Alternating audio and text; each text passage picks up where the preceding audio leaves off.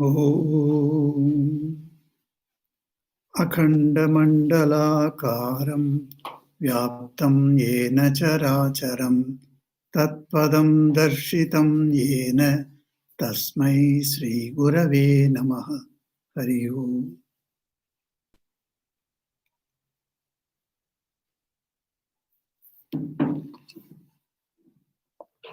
Welcome to this weekly class on readings and reflections on the life of Holy Mother. This is the book that we study, written by Swami Gambirananji, called Holy Mother Sri Sarada Devi. Today we are beginning a new chapter called A Self-Imposed Limitation. As usual, we shall read a few passages and then discuss later. When the mother sat by Uncle Abhai's deathbed, holding his head on her lap, caressing it softly with extreme affection, Abhai kept his eyes fixed on his sisters and said in an appealing voice, "Sister, they are all left behind. Do have an eye on them." The mother accepted the duty tacitly. Uncle Abhai's wife Surabala was then in the family way and was living at her father's house. She was born to misery. Her mother died in her childhood and she was brought up by her mother's mother and sister. Her grandmother died soon after Abhai. On arrival at Jairambati, the mother remembered Abhai's request and had Surabala brought to her. A few days later, Surabala's aunt too passed away. Unable to withstand so many bereavements in quick succession, Surabala's mind lost its balance. And while still in that state of mental aberration, she gave birth on the 26th January 1900 to a daughter who was named Radharani, or in short Radhu or Radhi. The mother's worry was great, for Surabala could not, in her then state, be trusted to take due care of the child. Fortunately, however, a woman named Kusum Kumari came to Jairambati next month with Swami Achalananda of Banaras. She willingly took upon herself the care of the child and stayed on at Jairambati till the month of Jyeshta, May-June. It was circumstances that forced the mother to choose Jairambati as her chief place of residence, though it was not quite a happy choice. By divine dispensation, her household worries went on multiplying all the time. We have used the phrase divine dispensation with due deliberation. It is not a production of her imagination. With a view to making his incarnation a success, the master had been forging around the mother various fetters of love, the strongest of which was Radhu. After the master's passing away, the mother's mind found no solace anywhere. It kept on groping in a dark vacuum, as it were, and she prayed, "Why should I live any longer?" Just then, she had the vision of a girl of 10 or 12 years of age, with a red cloth on her body, frolicking about in front of her. The master pointed to the girl and said, "Let this be your mainstay. What a number of boys will now come to you." With this, he disappeared, and the girl too was nowhere to be seen. Long after that, the mother was one day sitting in her brother's house at Jairambati. Surabala was then unmistakably insane. She went in front, holding under her arms some patched clothes which brushed the ground behind, and she was followed by her daughter Radhu at a distance, crawling and crying. The sight sent a dart of horror through the mother's mind, who thought, of a truth, who else will look after this child if I don't? She has no father and her mother is mad. She ran and lifted the child into her arms, and the master immediately appeared to her to say, "This is that girl. Hold on to her. This is Yogamaya." This fact is borne out by the mother's own references to it at different times. Her fondness for Radhu gave rise to doubts in critical observers who often blurted out trenchant remarks. One devotee, for instance, asked, Mother, why are you so fond of her? You are uttering Radhi Radhi day and night like any worldling, and yet you pay no attention to the many devotees that come to you. Such attachment? Is this good? Such a question was nothing new to the mother. She would answer modestly, We are women, we are like that. But today, she warmed up a little and said, Where can you get a parallel to this? Would you find out a second one like me? The fact is, the mind of those who meditate on the supreme reality becomes very sharp and pure, and whatever it takes hold of, it clasps with some might. This appears as attachment. When the lighting flashes, it is reflected on the sashes and not on the blinds. On another occasion, she said, See, they say that I am lost in thoughts of Radhu, that I am greatly attached to her.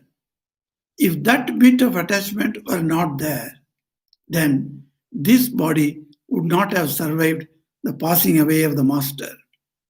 Is it not for his work that he has preserved this body by involving me in the thoughts of Radhu? When my mind is detached from her, this body will perish too. And she said, This constant thought of Radhi that I have is only a delusion which I have accepted for making living possible for me. The meaning of such avowals is so palpably clear that we need not mar their beauty by additional remarks. Other reasons also might have contributed to the kind of background that was created for the unfoldment of the mother's life. As some devotees who aspired after material welfare were scared away by the mother's cancer, thinking that it was by master's cancer, thinking that it was useless to run after a man who had not himself transcended bodily shortcomings. So also, God might have created around the Holy Mother an encrustation of apparent worldliness in order to keep away people who appreciate only exuberance of spirit but are blind to silent and hidden virtues. Furthermore, though the Master set an incomparable ideal for both monks and householders, yet the most valuable part of his life was spent outside family surroundings. And hence, we lack here an abundance of examples of how a person living in the midst of hundreds of daily worries can yet rise higher through sheer force of will, character, and faith in God. The life of the mother is woven with the warp and woof of various complicated domestic problems, and the events there are full of tears, troubles, and vexations, even from the worldly point of view. And yet, she is not only always entirely about their degrading influence, but her every moment is resplendent with a divine grace. This interfusion of divine and human elements makes the mother's life instructive and its appeal irresistible to men who tread the wonted paths of the workaday world, and inspiring and illuminating to others who are in search of a higher ideal. And in particular, her life is of special significance to women who spend their lives with their families in a more real sense than men do. We shall come across these facts over and over again. For the present, we are having a passing look at them.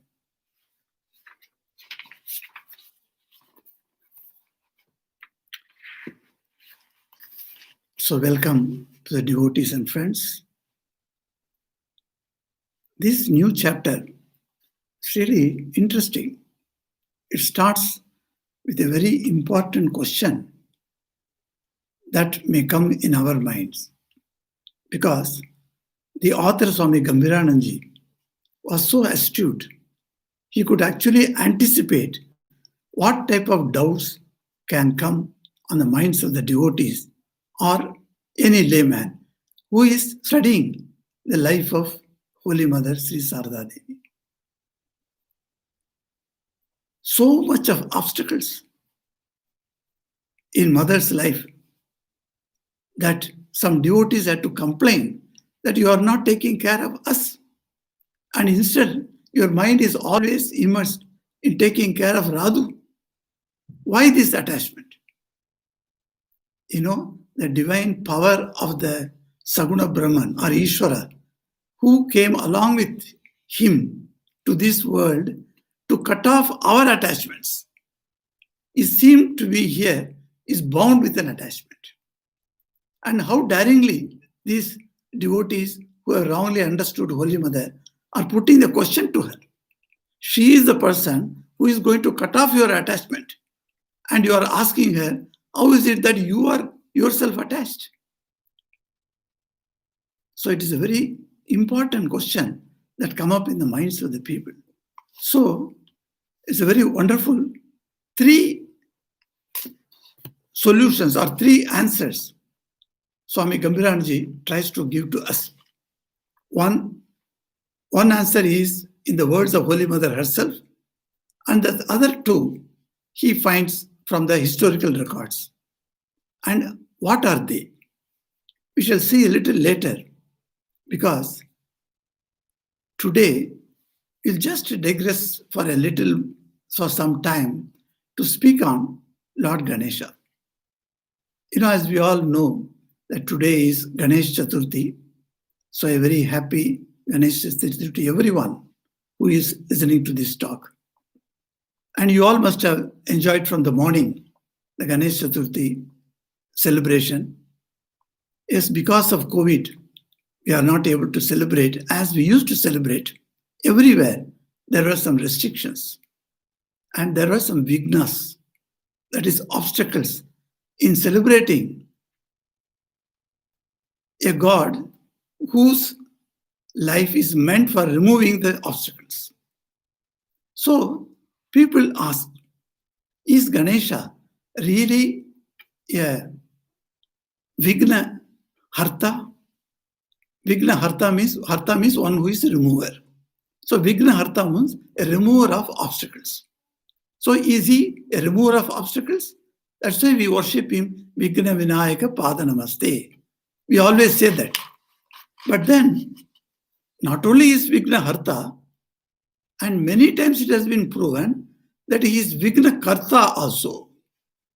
Karta means who creates Vignas, that is obstacles. So he creates obstacles and he removes the obstacles. So how is it possible?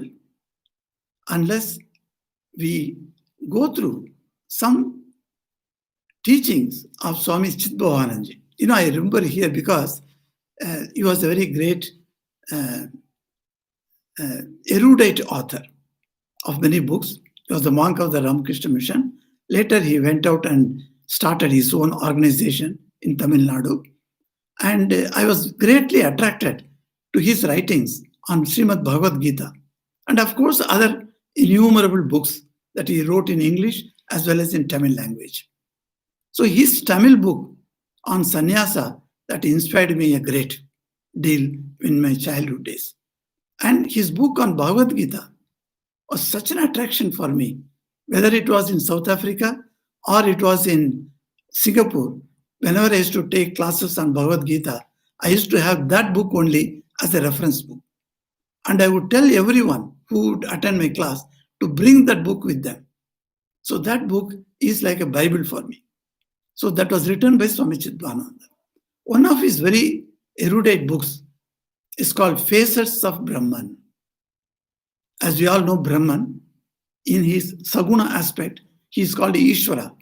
And that Ishvara has many facets, means many aspects of name and form. So the worship of God that is without having any form, without having any name, that is Nirguna Nirakara, is also accepted by Vedanta. And also the worship of God in name and form. That is also accepted. So the theory says, or the philosophy says, that Saguna Brahman, as an aspect of Ishvara, he creates, he sustains, he destroys this universe. And that Ishvara comes out in different forms. Not only he divides himself into three parts, as if Brahma, Vishnu, Shiva, and also any number of deities that we find in Hinduism. Actually, some people are baffled also. Some Westerners get baffled saying that Hinduism, so many gods are there. How can gods be many? This is a question. Gods are not many. Hindus also accept, yes, God is one only, supreme one, ekam, advitiyam. That is what Vedas say. But then gods can appear, that one God can appear in many forms. So what happens here, when it assumes a name and a form, it becomes a personal God. It is a Saguna Brahman. That Ishvara becomes a personal God to me. Why to me? Because I am the person who is going to evolve in spiritually. That means I require somebody with whom I need to establish some type of relationship. With whom I will establish a relationship if that person, if that entity is not a person. If it is like a wind, can I establish a relationship with that? Unseen. So it must be seen. For seeing through the eyes, it must have a form.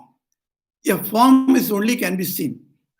And formless thing cannot be seen by the eyes. So it must have a form. Then how do I address it? How do I talk to it? How do I behave with that? For that, I require that form must have a name also. So you find the lots of names and forms we have in Hinduism. Many deities are there. So one of the deities is Ganesha. So in the Faces of Brahman, Swami Chidvanandaji talks about many deities. Their intricate meaning, as per the Vedanta, how the meaning is revealed, he speaks about. And on Ganesha, he speaks so wonderfully there. He says Ganesha represents a particular quality of Ishvara. What is that particular quality? He says the cosmic intelligence has come before us in the form of Ganesha. He's got a big head, an elephant head. Among the animals you find, or among the beings, the biggest head which has got, except the elephant. So the elephant head he has been given. So our rishis are inspired. In that inspired moment, they have seen the cosmic mind and the cosmic intelligence, and that is Ganesha. So he has been endowed with very huge elephant head. And with that elephant head, he is there. That cosmic intelligence does two actions. It brings you obstacles and it clears the obstacles for you. Because in that creation of Ishvara, there are two types of qualities are there everywhere. If you take as a day, then night must be there. If you say good, then the evil must be there. If you say a very soft and peaceful animal, cow, then there must be a ferocious animal opposite to that, a tiger. So these opposites are always there in the nature. You find trees which give you beautiful mangoes or any fruit. Recently, a devotee brought me from his house garden and some plums. Somehow he learned that I love plums. Talks, generally we tell like that. So suddenly I told one day unintentionally, but I never expected the plums should come. And he said, Maharaj, in my house garden, the plums are fallen on the ground. Nobody to eat. We give to neighbors and they are not willing to take more than what is required. So much of plums are there. Then I remembered. So I have brought some plums. and so sweet. Excellent quality of plum. But then, do you think all the trees also give you vigor, give you nourishment? No. There are some poison trees also. So nature is always having both sides. Recently, one lady asked me, if good and evil together, why did God create both? It's a very good question. Yes, it is true. And you cannot remove this. Can you see the world all good? Can you see the world all evil? No. It is a combination of good and evil. That combination is created by Ishvara. Both of them have come from Ishvara. When you want to say that, no, Ishvara should not be given that responsibility of bringing out the evil, then you have to create some other element in you. Then from where this evil has come? This is one of the important point of discussion in philosophical classes, where you will find that this is discussed. Where is the origin of evil? How did evil come into this world? So you can go on discussing. So what the other Semitic religions do, they bring a separate person apart from God who is in charge of producing evils in this world. So don't go to him. And he is creating all nonsensical things in the world. If you want to escape from his clutches, you must catch God. So go to God. So they're turning you towards God-worldly by telling that there is somebody else who is in charge of this evil. But Vedanta does not say so. Vedanta says it differs. Where it differs, it says good and bad, darkness and light, both come from one source, and that is Ishvara. So this cosmic intelligence, it creates these two aspects. So Vigna Karta as well as Vigna Harta. Why should he bring Vignas to me if I am a good man? As I told you, this society depends upon two types of people. One is divine or Daivik. Another is demoniac. So this is Asuric. One is Sura and another Asura. Sura and Asura are both combined in this society. Even in one person, Sura qualities and Asura qualities are existent. If it's the same person, you will find. Very rarely you find the predominant Sura qualities in a person. Then that person is praised by the society as a saint. A saint may have predominant qualities of Sura. But otherwise, ordinarily we find Sura quality and Asura quality both are mixed up in one individual himself. So likewise society. So both are there within me, Sura and Asura. So as a Sura, not as Asura, as a Sura, as a divine quality endowed with, so I am engaging in certain activities. And sometimes I fail to have that energy to continue. So at that time, the cosmic intelligence bring you some obstacles to me. Unless the obstacles are there, I cannot take speed. You see, the water is stagnated at one place with a dam. And once it comes to the dam particular height, then the water is released. So a stagnated water, when it is released to the dam, it comes with great force. It loses its force while streaming outside. At that time, you have to put a dam and then accumulate the water, then release. So the obstacles are like the dam. For a person who is a Sura, who is not an Asura, who has got divine qualities. So if he has to progress in spiritual life, he requires obstacles. Not only that, in Asura qualities, those persons also require obstacles because they may ask anything. Everything cannot be granted. So there are some times when what you want is not granted, and that becomes an obstacle.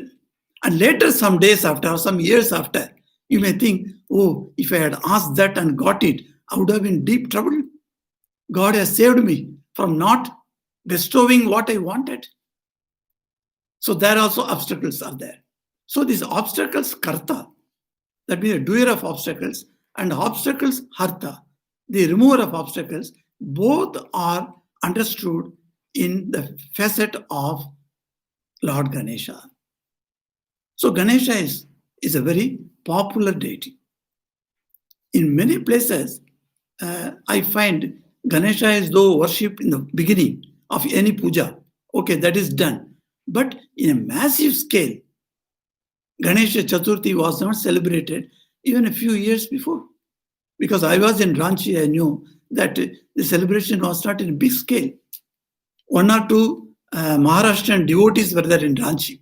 One devotee used to call me on Ganesh Chaturthi day, morning we used to go there and have nice preparations they make. So we will have lunch with that Maharashtra devotee. And they used to worship Ganesha in their home. But not like after seeing Maharashtra, where Bal Gangadhar Tilak started the massive way, as it is done, Durga Puja is done in the eastern part of India, in Bengal especially. Like that, he started during the freedom movement, he started in Maharashtra. So 10 days festival. And it was a huge festival. And it caught the imagination of the people. So all over India nowadays, you find huge celebrations. Of course, except this year, the other years, you must have seen how wonderful huge celebrations are done. Even in Tamil Nadu, Ganesh Chaturthi was celebrated in a limited house to house only. I have seen in my childhood times, we used to purchase the Ganesh idol and then worship. And then next day or after 1 or 2 days after, we immerse him in the well. That is in your house only. No question of going to ocean and immersing, etc. Because it was not a big thing. It's a small idol, only 1 foot, 2 feet height. But then, nowadays it has become very big. Yes. But then, what I meant to tell you is, this celebration has caught the imagination of the public. Naturally. Because Ganesha is required for everyone. If you want success in your life, you must invoke that cosmic intelligence, and which will impress in our small intelligence. This is called Vyashti. My individuality is called Vyashti. I have intelligence, and that is connected to the cosmic intelligence, which is called Samashti. So there is a relation between the Vyashti and Samashti. Swami Vivekananda calls it microcosm and macrocosm. There is a connection between microcosm and macrocosm. In Jnana Yoga lectures, Swamiji gives beautiful lectures on these two topics. What is microcosm? What is macrocosm? What is here? It is there outside, as the Tamil proverb says. So you find that this cosmic intelligence, Ganesha, is worshipped very well. And worship always, personal God worship, always has got other elements also. You try to understand what this personal God stands for intellectually. And you pray to that God. And you call by names. 108 names he has got. Of course, he has got more than that.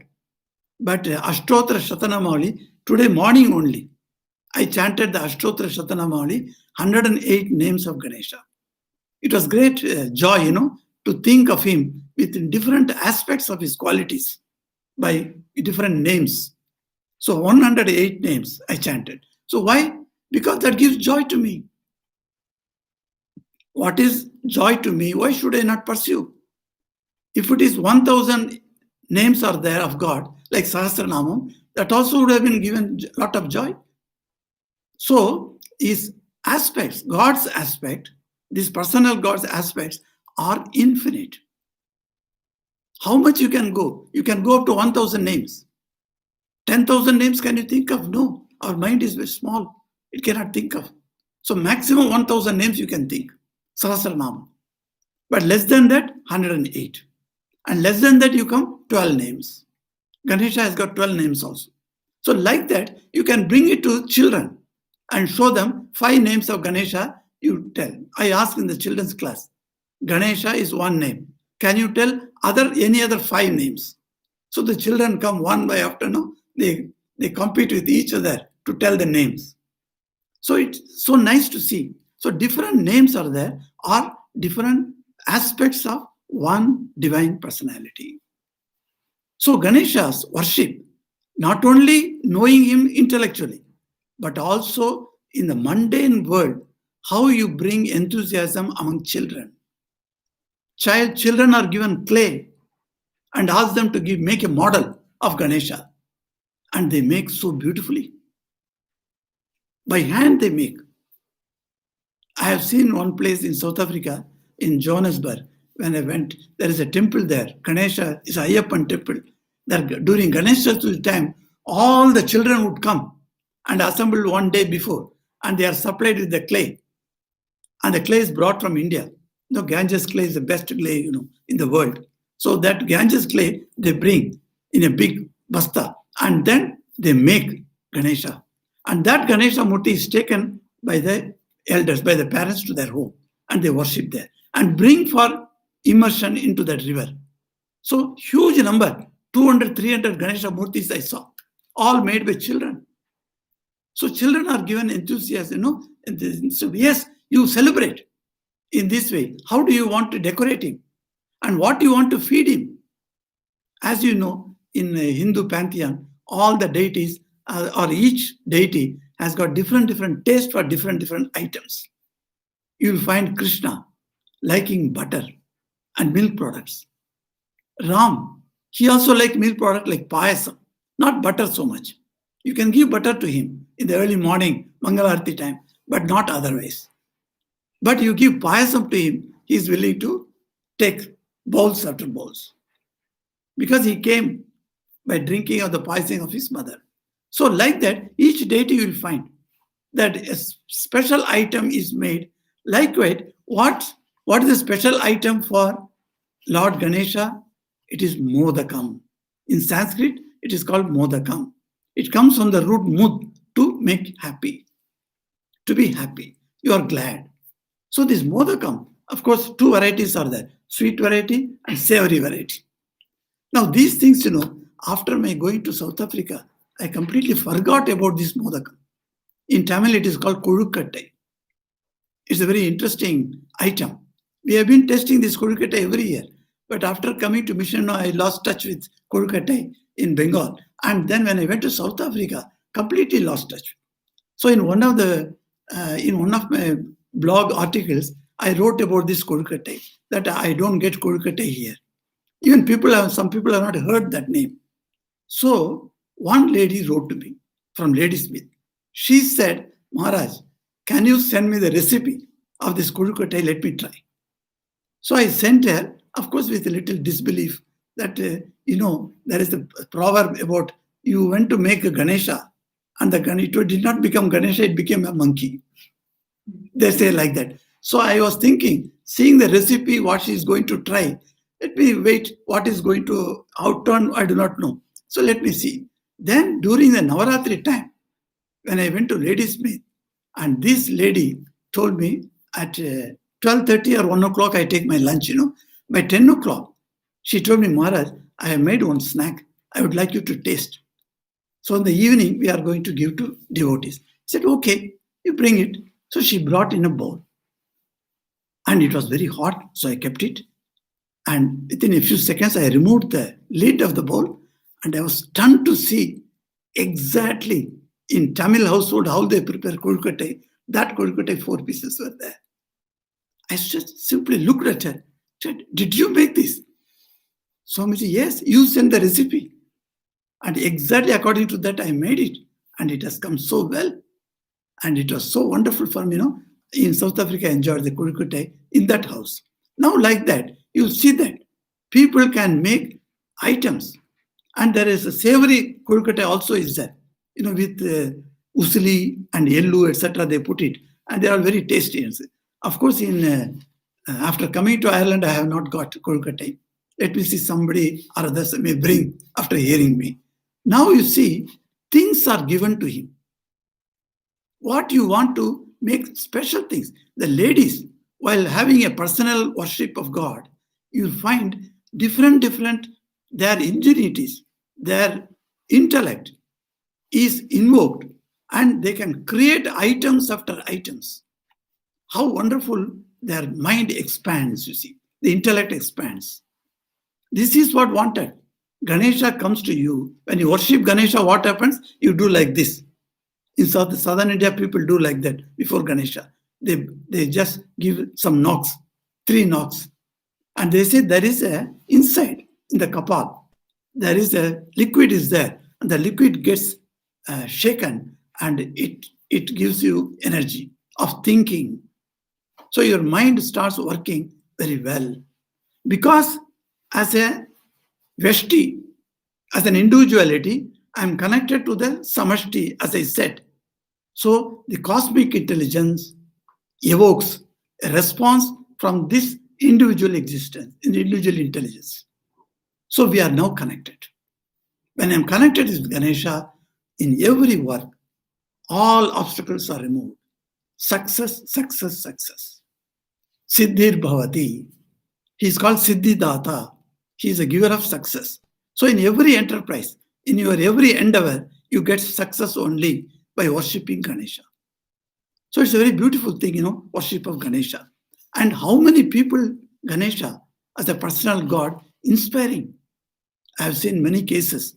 One case I'm telling you in Petermarisburg, one lady was telling in 1997 or so, some such year, she was at the height of her profession, that is business. She had success, she had money, and she had wonderful business thriving. At what cost? She had 2 young boys. She neglected them in their house. Because she had to pay attention to her business from 7 a.m. to night 10 p.m. Now you can understand. Money is coming. Comforts are coming. But where are you to enjoy the comfort? And where are you to take care of your own 2 children? She told me one day, Maharaj, I was so tired and I did not even know what tithi, what is the celebration coming. I was not going to ashram at all. I stopped going to ashram. Despite I am having diksha from my guru. And then with all that, I am a very religious person. But then somehow I stopped going to ashram because I didn't have time. One day night, very tired, I slept.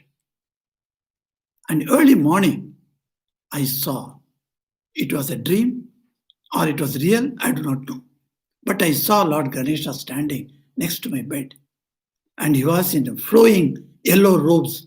And he had a beautiful mala, garland on his neck.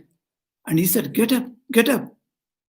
I want to drink some milk. He asked me. Then I got up. Then I saw it was already morning. I said, oh, today is late. I am late to get up. Then I ran, got my bath, etc. finished. Then I came and went to the shrine of my house.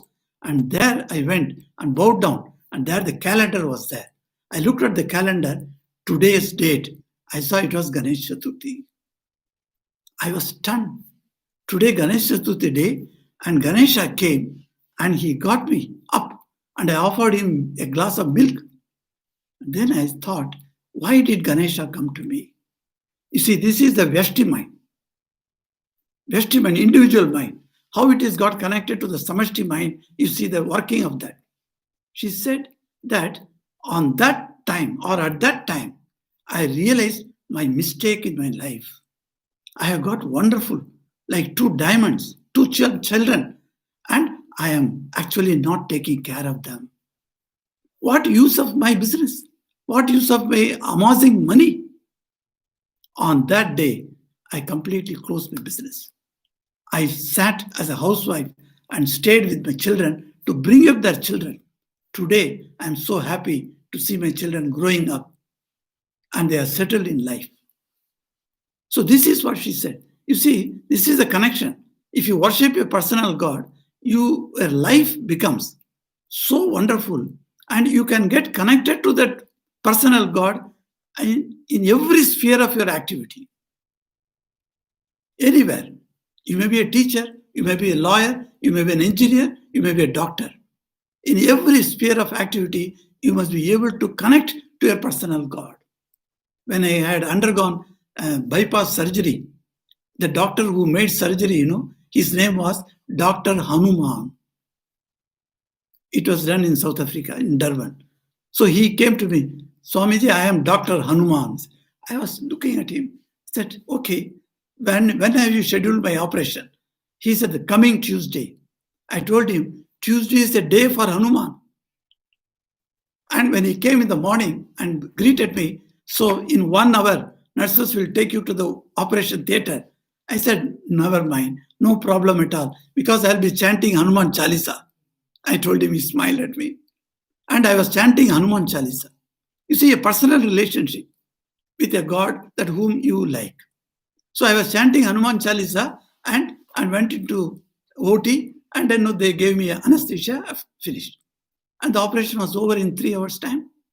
So this personal relationship with a personal God is what important for the bhaktas. If you are a bhakta, you must try to get a relationship with your God. And that can be utilized at every sphere of your activity, whatever be your profession. That's a great benefit of the worship of personal God.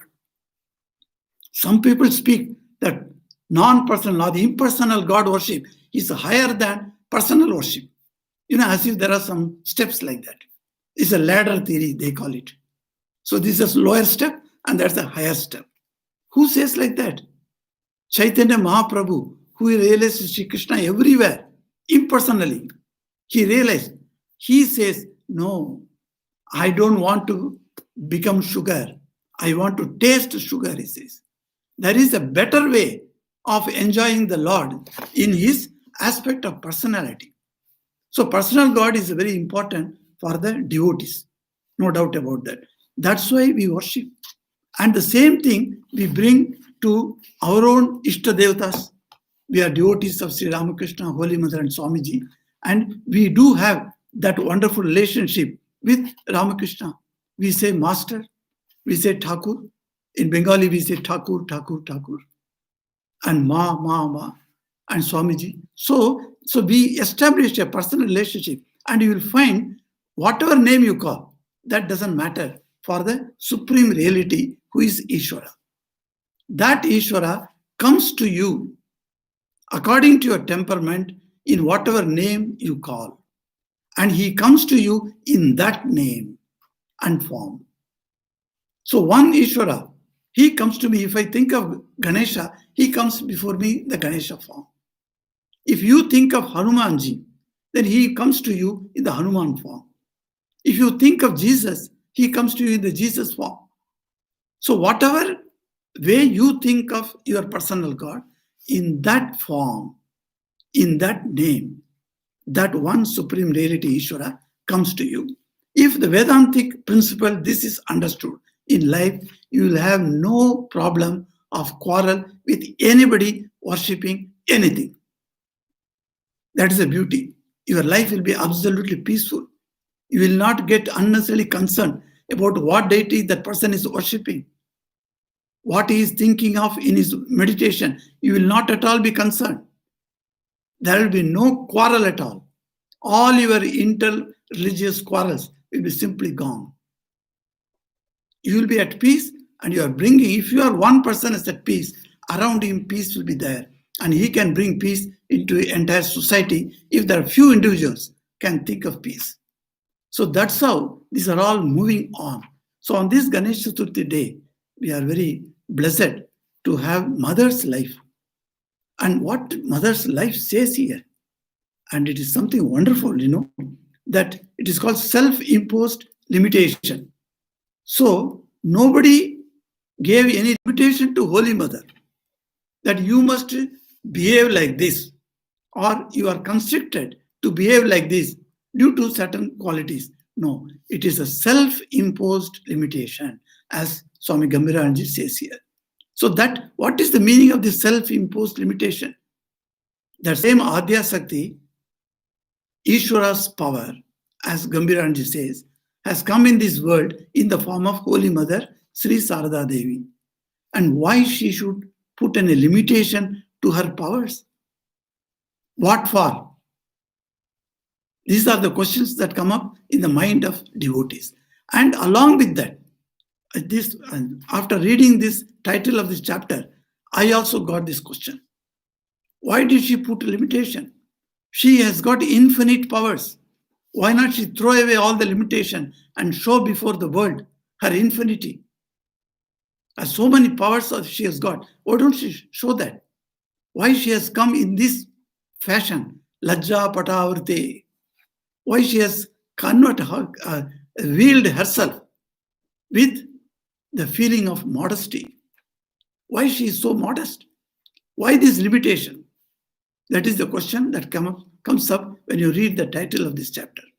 And Swami Gambhiranji is going to explain why these limitations she has put on herself, by herself. Not induced by anybody, but what are the reasons? That is the first reason he is bringing up, is doubt about Holy Mother's divine power. If she is divine, should she not be an example for the human beings? We are all following Holy Mother. So when we read Holy Mother, you think we are reading itself, we are getting doubts about Holy Mother's personality. See or think about those people who actually witnessed in her lifetime. And they were all around her. They were seeing her. Many of the people simply thought she is the wife of Paramahamsa. That's all they gave her respect. Because she is a wife of Paramahamsa. And some of the direct disciples of Sri Ramakrishna thought this much initially, that she is a Guru Patri, wife of Guru. That's all they thought. Not more than that. Swamiji in one place writes to Swami Shivananji from America, "Oh, my dear boy," and he addresses him boy, and says that, you see, Sharad, none of us has understood the greatness of Holy Mother. He laments. As if when he was writing, he was shedding tears. When you read that letter, you can understand that. How much Swamiji felt. The glory of Holy Mother, we did not understand. He acknowledges it. So, even those people who are living with her all the time, who are looking at her lifestyle, they got this doubt. What a terrible doubt it was. Because what they saw, what was the doubt about her? Her doubt is that she was completely attached to a girl of her own family. She has not gone beyond her family members. She had a family, naturally, her brothers were there, and then the sisters were there, and then this lady, this Abhai's wife Surabala, she delivered a child. So the story goes like that. Surabala was close to mother. Okay. But then mother took all the responsibility for Surabala, looking after her, because she was mad. Now in your family, if a person got deranged, will you throw him out?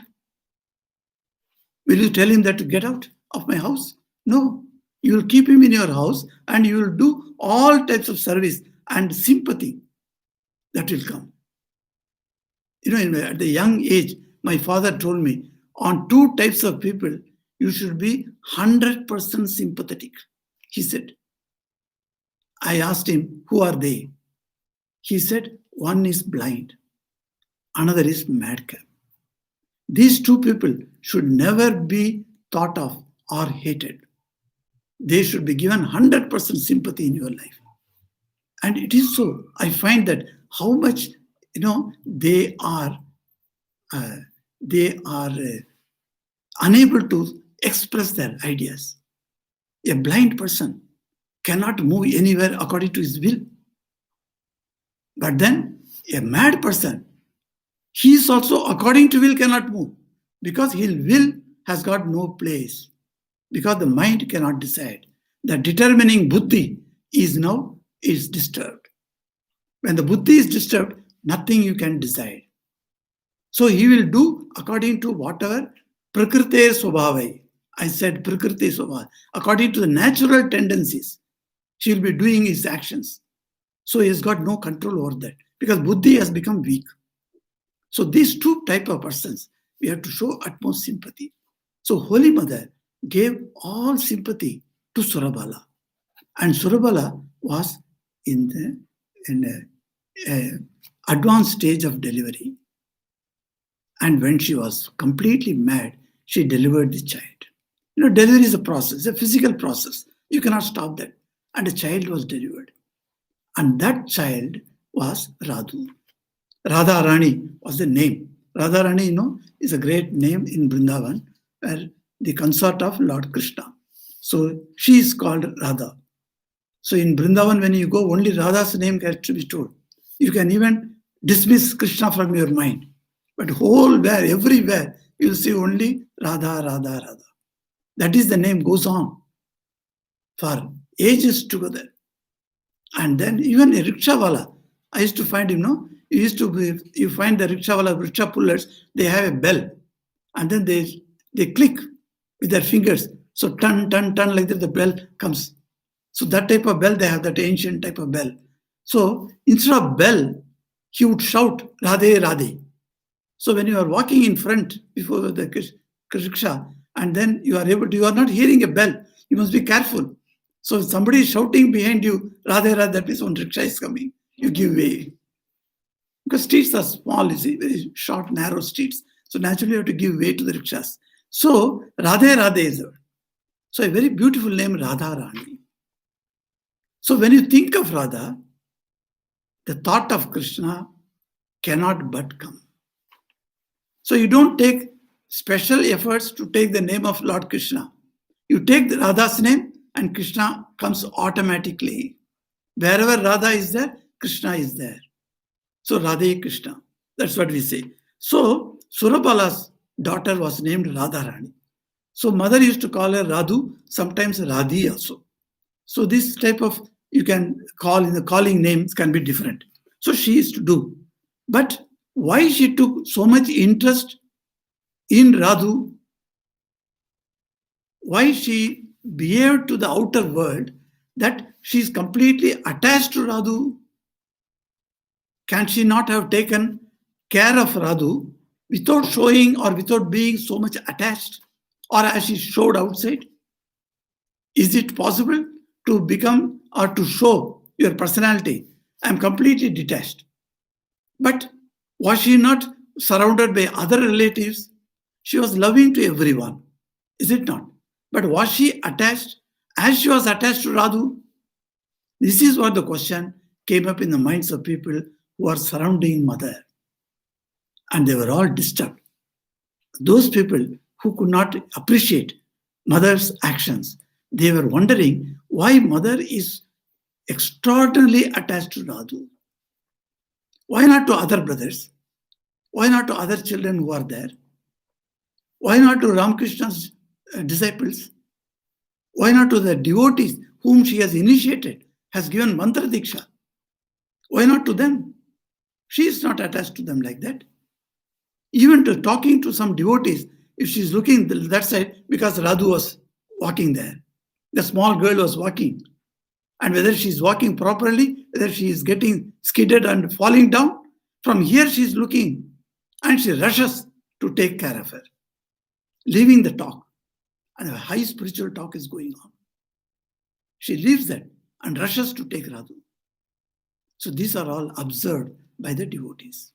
So a section of the devotees got upset, and they thought it is not good for mother to give attention to Radhu in such a way to draw the attention of all of us.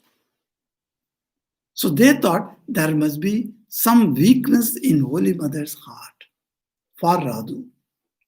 It happens. Everyone has got some weakness towards somebody. Is it not? The life cannot go on if you do not have that weakness. It is weakness we say, but then that weakness here in the sense not about the lack of strength.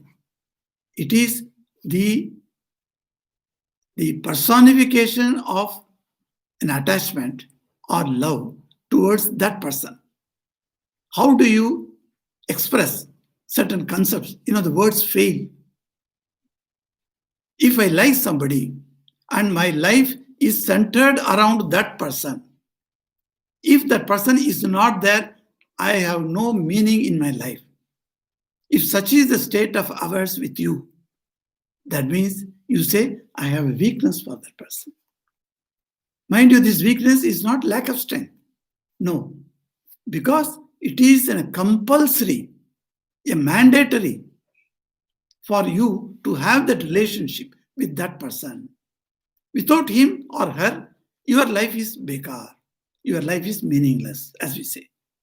So a meaningless life you don't want to lead to. You want to lead a meaningful life. So for that, somebody is required. That somebody to Holy Mother was Radhu. How did Radhu come in her life? As I told you, Surabala delivered the child and she thought that she must take care of this Radhu. And there are two incidents that Swami Gambiranji quotes here. He says, one day after Master's passing away, Holy Mother was absolutely felt nothing. The world is nothing. Like that she felt. And then she thought, why I should continue my life? This happens to many women. In the temporal world also, I have seen women coming to me and asking for solace and asking for ideas that what to do. My husband, 35 years we lived together as husband and wife. We had children. And then suddenly he passed away. Swamiji, I find the whole world is empty for me. Without him, I cannot now anymore function. I am going to commit suicide. Because the life is nothing for me. Is there any meaning in life without him? Who was the pivotal point for my life? That pivot has gone. So what for I should stay in my life? And it is very difficult to console such people. 1 year, 2 years it takes. So I consoled a lady in Ranchi. And wonderful. She crossed over that problem. And today her being, her living in this world has shown to her how much benefit she is going to give to this world. So many youngsters she is inspiring today in the life of Thakur Mahan Swamiji. That lady, if she had committed suicide and finished her life, these things would have come back? No. Nothing she would have accomplished. But then, by remaining in life, because you do not know what purpose you are there. If you are both married each other as husband and wife, it doesn't mean that both will have the same age. Should you not think like this? Each one comes with a particular age of living in this world. You do not know what would be the final age of your husband. Neither the husband knows what would be the final age of your wife. So both of you have to complete a cycle. And if you are alone, bereft of another person, then there must be some duties meant for you. Why? That is not understood at the time of bereavement. But after the bereavement goes for some days, time is the best healer, as they say, 1 year, 2 years, then you realize, yes, there is a purpose in my life. I should not have committed suicide. I should not have gone out. I must have led my own life now, an individual life, without his help. So that is what Holy Mother was thinking. And Holy Mother, she also thought like any other woman, why should I live alone? And why should I go on leading this? Just then, at that time, she had a vision of Sri Ramakrishna. What did Sri Ramakrishna say? Not only he came on this time, and the second time also he gave in a vision. And he told her what that prevented her from committing anything otherwise. And she continued her life. What were those visions? And what did Sri Ramakrishna tell her? We shall see in the next week. Om Kripam Kuru Mahadevi Suteshu Pranateshu Cha Charanasraya Danena Kripame Namostute. Om Shanti Shanti Shanti Hari Om Tatsat Sri Ramakrishna Arpanamastu.